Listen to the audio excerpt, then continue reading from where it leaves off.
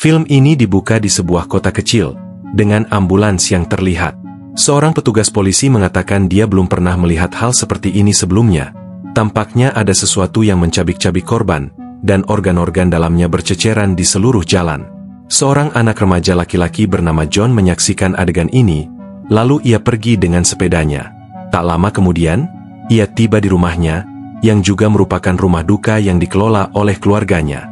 John mulai bekerja bersama ibunya, April, dan bibinya, Margaret.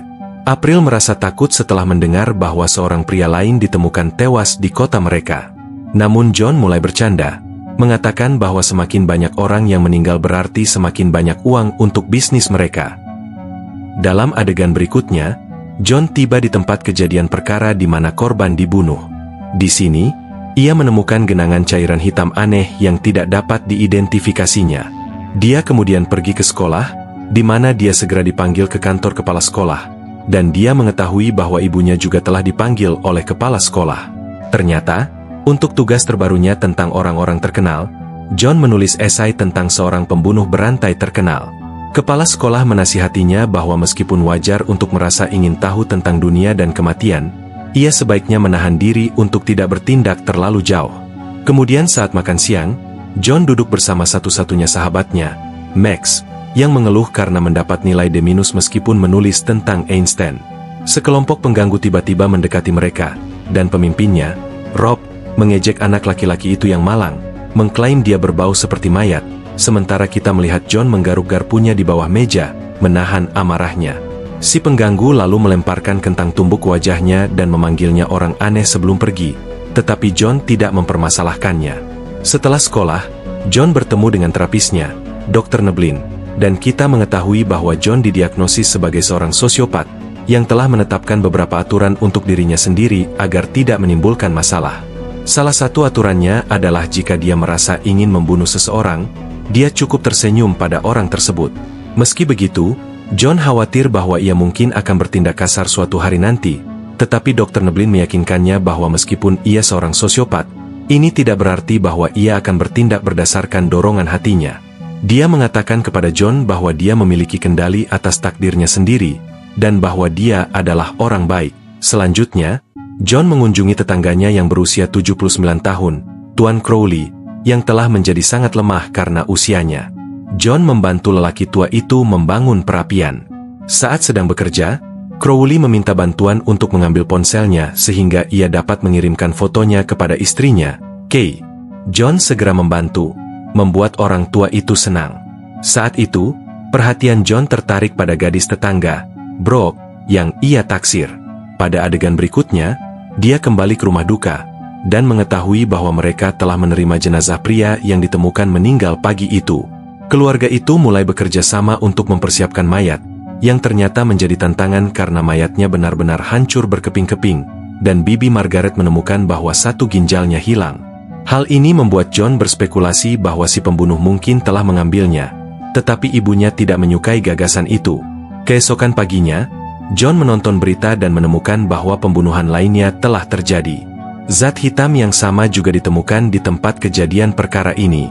Setelah sekolah, John dan Max mengunjungi tempat kejadian perkara, dan mencoba memahami pola si pembunuh, dan mereka menyadari bahwa serangannya lebih brutal dari yang diduganya.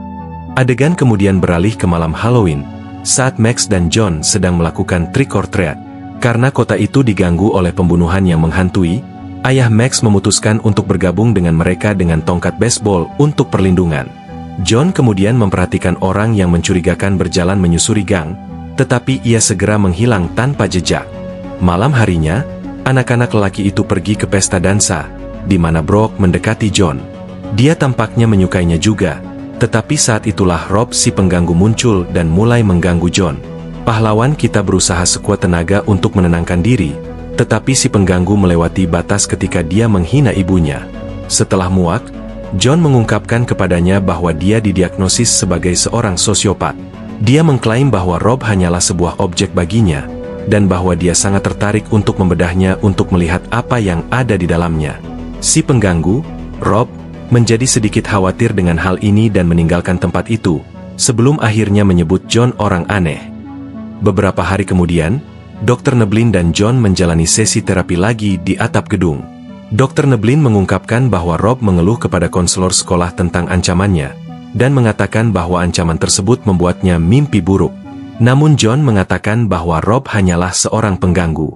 Beberapa saat kemudian, Dr. Neblin menunjukkan seekor bebek langka melalui teropong. John melihatnya, tetapi menyadari kehadiran pria aneh yang sama yang dia lihat di gang pada malam Halloween. Penasaran, dia mulai mengikutinya berkeliling kota.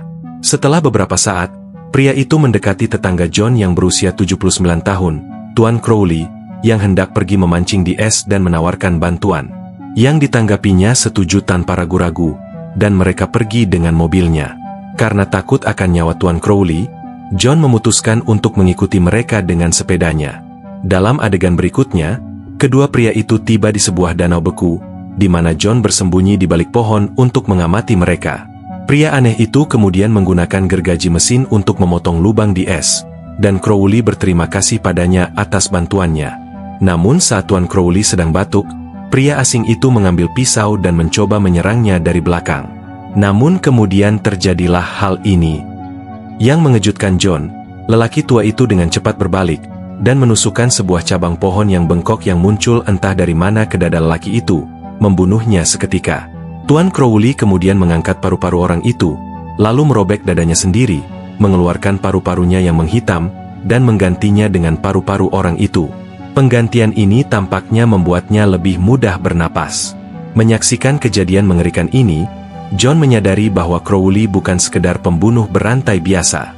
Adegan kemudian beralih ke John yang terbaring di meja kamar mayat, masih terguncang oleh apa yang disaksikannya. Dia kemudian melihat laporan berita tentang seorang pria bernama Emmett, yang menghilang di Arizona 42 tahun lalu.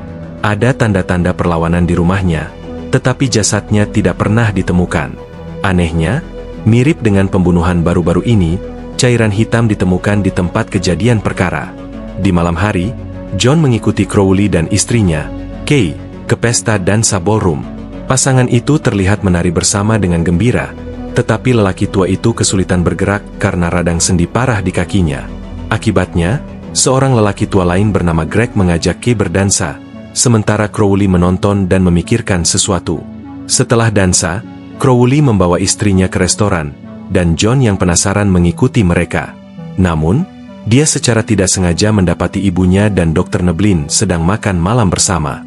Mereka gugup untuk melihatnya dan berasumsi John telah mengikuti ibunya sampai ke restoran.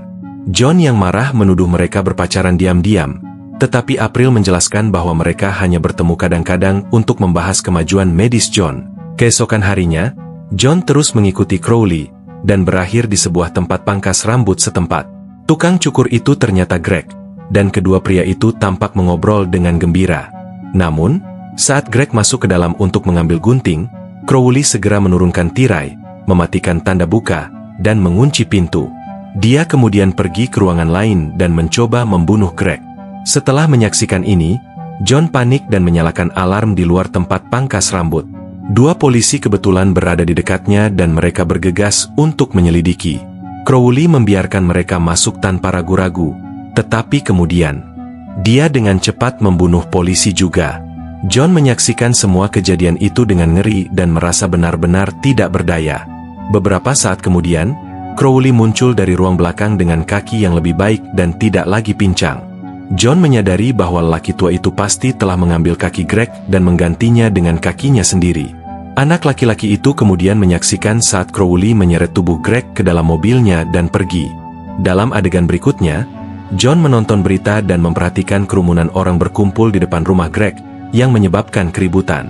Mereka mencurigainya sebagai pembunuh karena dua polisi ditemukan tewas di tempat pangkas rambutnya, sementara dia masih hilang. Keesokan paginya, Crowley sedang membersihkan salju dari mobilnya ketika dia menemukan sebuah catatan yang bertuliskan, "Aku tahu siapa kamu." Hal ini membuat lelaki tua itu ketakutan, sementara John memperhatikannya dari jendela dan tersenyum. Setelah kejadian ini, John mengetahui bahwa Crowley menjadi sangat takut sehingga dia tidak keluar rumah selama seminggu. Suatu malam, John pergi mengunjunginya, dan mengetahui bahwa kesehatannya telah memburuk secara signifikan. Dia membantu lelaki tua itu menaiki tangga, dan Kay memberitahunya bahwa suaminya menolak menemui dokter. John membawanya ke kamar mandi, sementara Crowley mengucapkan terima kasih kepada pemuda itu atas bantuannya, dan mengakui bahwa dia sangat khawatir tentang Kay. Dia tidak bisa membayangkan meninggalkannya sendirian jika sesuatu terjadi padanya. Adegan kemudian beralih ke Natal. Pada malam harinya, sambil mengenakan topeng ski panda, John menelepon Ten Crowley dari telepon umum dan memperkenalkan dirinya sebagai orang yang mengirim catatan tersebut. Meskipun lelaki tua itu tidak mau bicara, John mendesaknya, menanyakan apakah sakit jika mengambil organnya sendiri. Crowley mengakui itu menyakitkan, tetapi dia tidak punya pilihan selain melakukannya. John kemudian bertanya tentang Emmett dari Arizona, dan bertanya apa yang dia ambil darinya. Crowley menjawab bahwa dia telah mengambil nyawa Emmett, yang mungkin akan memakan waktu lama. Namun, saat mereka berbincang-bincang, John menyadari bahwa Crowley lah yang mengemudi, yang berarti dia mungkin akan mengejarnya. Tak lama kemudian, Crowley berhasil menemukannya, meskipun dia tidak dapat melihat wajahnya. John segera meninggalkan telepon umum, sementara lelaki tua itu mengejarnya. Untungnya, dia akhirnya lolos dan tiba di rumah temannya, Max. Beberapa saat kemudian, saat dia melihat keluar jendela, dia melihat Crowley telah mengikutinya ke rumah. Max bertanya padanya apa yang dia lakukan di sini karena mereka belum bertemu selama 2 minggu, dan John menjawab bahwa dia kehilangan akal sehatnya dan melanggar peraturan. Dia menjelaskan bahwa dia memiliki aturan untuk membantunya tetap normal dan terhindar dari masalah.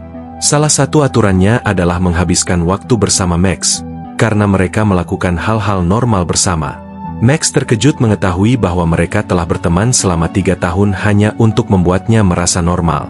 Hal ini membuatnya marah, dan dia mengusir John dari rumah. Karena tidak ada pilihan lain, John mengenakan topeng panda dan menuju rumahnya.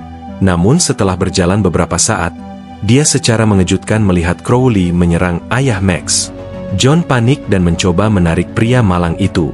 Namun monster yang tidak mengenalinya mulai menggeram dan memerintahkannya untuk menjauh. Menyadari dia tidak bisa berbuat apa-apa dalam situasi ini, John pergi. Setelah muak, John memutuskan untuk mengambil tindakan terhadap Crowley, dan dia tahu bahwa pria itu mencintai istrinya lebih dari apapun di dunia ini. Oleh karena itu, ia mengunjungi sebuah toko, dan membeli sistem pelacak GPS dengan jangkauan 2-3 mil. Dia kemudian pergi ke rumah Crowley dan menawarkan untuk membantu Kay membawa belanjaan, dan dia menggunakan kesempatan ini untuk menempatkan pelacak di mobil Crowley. Di sini, ia mengetahui bahwa Crowley memiliki kondisi jantung yang parah. John menduga bahwa lelaki tua itu perlu keluar dengan mobilnya dan membunuh seseorang untuk mendapatkan jantung baru. Setelah lelaki tua itu pergi, dia menyelinap ke rumahnya sambil mengenakan topeng pandanya. Dia kemudian memasuki kamar Crowley, mengambil foto Kay menggunakan teleponnya, dan memutuskan untuk mengirimkannya ke suaminya. Berikutnya, John mengambil sarung bantal untuk menutupi wajahnya dan membuat pemandangan tampak lebih mengancam, tetapi Kay terbangun secara tiba-tiba. Dia mencoba menenangkannya, sebelum akhirnya memukulnya dengan jam. Dan ini menyebabkan dia terdiam sepenuhnya dan dia melihat darah di bantal. John merasa sangat bersalah karena telah membunuh orang yang tidak bersalah. Jadi dia segera menelepon Dr. Neblin dan mengaku bahwa dia akhirnya melakukan apa yang dia takutkan selama ini. Namun, dokter meyakinkannya bahwa dia orang baik dan mereka bisa memperbaiki keadaan. Dia meminta lokasinya, tetapi John yang ketakutan menutup telepon. Dia kemudian memeriksa Kay lagi, dan ternyata dia masih hidup. Anak laki-laki itu merasa lega, lalu mengambil beberapa gambar wanita itu, dan mengirimkannya kepada suaminya dengan judul, "Giliranku." Beberapa saat kemudian, Crowley menerima pesan tersebut, dan bergegas kembali ke rumah.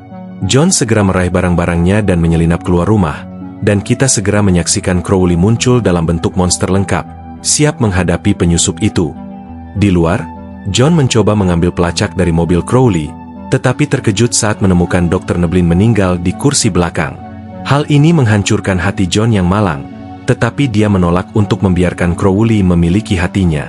Dia kemudian mengambil tubuh dokter itu dan menyembunyikannya di hutan. Kemudian, ketika John kembali ke rumah di pagi hari, dia melihat Crowley sedang memeriksa mobilnya dan menemukan mayatnya telah hilang. Orang tua itu menatap John dengan curiga, dan terus menatapnya bahkan setelah dia pergi. Adegan kemudian beralih ke pemakaman ayah Max, di mana John sedang duduk sendirian di bangku. Beberapa saat kemudian, Crowley tiba dan duduk di sampingnya, dan kemudian dia menuduh John menyerang istrinya. Namun ia tidak menyangkalnya dan mengingatkan lelaki tua itu bahwa dia juga membunuh terapisnya. Crowley menjawab bahwa itu adalah kesalahan dokter karena keluar di tengah malam untuk mencari John, dan John merasa bersalah karena secara tidak langsung menyebabkan kematian Dr. Neblin. Dia lalu bertanya pada Crowley berapa banyak waktu yang tersisa yang dimilikinya, dan lelaki tua itu menjawab bahwa dia punya banyak waktu untuk menemukan jantung lainnya. Tidak lama kemudian, pemakaman selesai, tetapi Crowley mulai batuk darah dan merasa sangat lemah. Dia ditinggal sendirian saat semua orang pergi, jadi John mengunci pintu dan menjebaknya di dalam. Sayangnya, saat dia bersiap pergi, dia mengetahui dari bibinya bahwa ibunya masih di dalam. John mulai panik dan segera bergegas kembali. Dia menuju kamar mayat dan menemukan ibunya tak sadarkan diri, dengan Crowley duduk di depannya. Orang tua itu dengan menyeramkan memberitahu John bahwa ia akan segera mati tanpa jantung yang sehat, jadi ia membutuhkannya dengan cara apapun. Dia menuntut untuk mengetahui di mana mayat dokter itu berada, dan mengancam akan membunuh April. John awalnya berpura-pura bekerja sama dan mengklaim bahwa mayatnya ada di dalam freezer, tetapi ketika Crowley bergerak menuju freezer, dia dengan cepat memukulnya dengan batang logam, melukainya.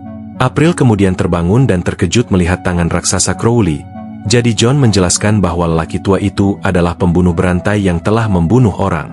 Dia kemudian meminta bantuannya untuk menahannya, dan keduanya menggunakan beberapa tali untuk mengikatnya ke tempat tidur.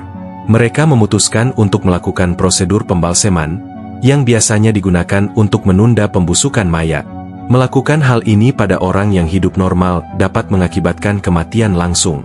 April kemudian memasukkan sumbat itu ke aliran darah Crowley, dan mengganti darah hitam anehnya dengan cairan pembalseman. Hal ini menyebabkan monster itu menjerit kesakitan, tetapi prosedurnya masih berhasil. Tak lama kemudian, seekor monster besar, hitam, dan berminyak meluncur keluar dari tubuh lelaki tua itu.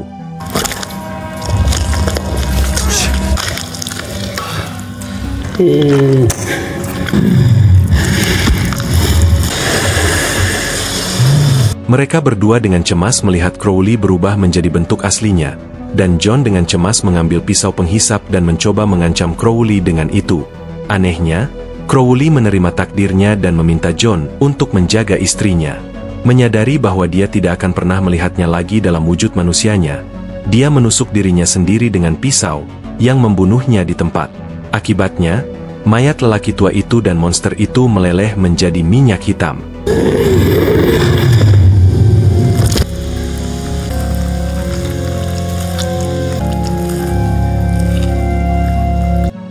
Keesokan harinya, polisi menemukan mayat Dr. Neblin, dan surat kabar lokal melaporkan bahwa Crowley hilang.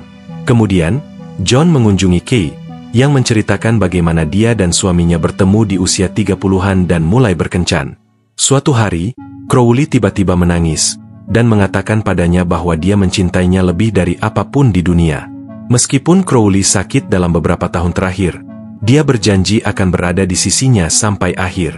Dalam adegan terakhir, John, April, dan Margaret sedang mempersiapkan Dr. Neblin untuk dimakamkan. Kisah tentang bagaimana Kay dan Crowley jatuh cinta membuat John menyadari bahwa ia harus menemukan kebahagiaan juga, dan disinilah filmnya berakhir. Pilih tanda like bila suka video ini, dukung channel ini dengan subscribe dan aktifkan lonceng notifikasi, agar gak ketinggalan rekap alur film lainnya di channel ini. Terima kasih yang sudah nonton video ini dan sampai jumpa di rekap alur film lainnya.